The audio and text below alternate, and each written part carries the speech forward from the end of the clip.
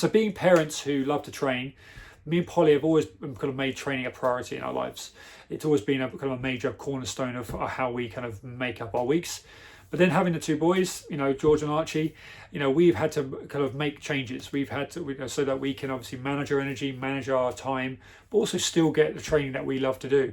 So I want to share with you 3 key things that obviously that have helped us do that. Number 1, schedule. Like having an opportunity every single week for us to sit down and look at our individual schedules, look at our timetable, and really kind of make sure that we're kind of making time for ourselves, but for each other and for our family. One of the most critical things you can do, and as I always say, is communicate. But communicating around the schedule, like prioritizing what your key training sessions are for that week, what you're hoping to achieve within your training that week, being open about this. And even if your partner doesn't have the same kind of training mindset, it's still important to share this. And it's something that where me and Polly have both ebbed and flowed in terms of our motivation, in terms of our purpose. Polly was obviously had the strongest purpose once upon a time where she was training full time. Now it's kind of flipped, obviously being a mum, and her desire to train is not as intent, but still we want to make time for it. So for us, scheduling that week is super important, and that changes every single week. So taking 5-10 minutes literally of a weekend to work out what the week ahead looks like, so that we can make time for each other, make time for our training sessions, but make time for our family. Super important. Number 2, get them involved. The boys are, we're lucky enough to have a home kind of gym setup that allows us to kind of do our training sessions and actually have them in the gym with us. Obviously not, when we're not doing the kind of the complex training, but make them aware, make them comfortable with that being in those environments.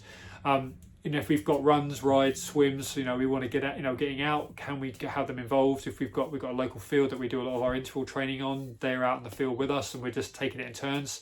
We may even go out for like a walk/run where one of us is out running and runs away, runs back to the pram with each other. But incorporating each other into these activities, into these sessions, can be a great way of kind of getting these sessions in and ticking that box. And then number 3 has to be realizing what matters most, making these choices along the way. And me and Polly have always put our training, as I said at the beginning, up on a pedestal. It's something that we really, we always consider to be one of the most important things that we want to do in our week. However, making sure that we make time for each other, making sure we're making quality time for our children, that is absolutely imperative. So dropping our expectations at times, and maybe where we would like to do 2 hours, go out for a 2-hour run, maybe we're only going to do an hour and a half, or potentially where I would like to do more S&C, do more S&C sessions throughout the week, maybe I'll drop one of those sessions because of other commitments or other considerations. So managing expectations, and it's another thing that's worth communicating around, because again, full transparency is one that can be one of the most frustrating parts when you want to train and you want to follow a program and you're not able to do those sessions the way you want to. It can be very frustrating, and that can accumulate over time. So having this transparency as a couple, and you don't have to be married obviously to do this, you don't even have to have kids to do this, but these principles are certainly what help us maintain a level of consistency that allows us to keep doing what we love doing. So guys, I hope there's some value to that, and as I said, always happy to discuss and chat about this sort of stuff.